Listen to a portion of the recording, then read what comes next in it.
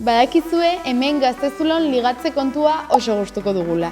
Eta bigarren kafean Julen Unanue lagun zutela ligatzean egin behar ez denaren inguruan hitz egin zutenean, hausnartzen hasi ginen. Horregatik, hemen dituzu gure iritziz, ligatzerakoan egin behar ez diren gauza. Zuk bakarrik hitz egin. Ziur asko hau entzun bezain laster, noizbait zita batean ezagututako pertsona bat etorri zaizula burura. Eta hala ezpada, zu zara pertsona hori. Ez bakarrizketarik egin mesedez, utzi beste hori ere hitz egiten. Mozorrotuta joan. Nahi duzuen moduan jantzi zaitezte, ez estereotipoek dioten bezala. Arrosa eta horia kombinatzea gustuko dituzula? Horrela jantzi! Eta bestela, zalantzarik izan ezkero, Aranbururen gomendioi kasu egin. Gezurrak esan. Badakizue pertsona batzuei ez zaiela axola gezurrak esatea besteen gogokoa izateko.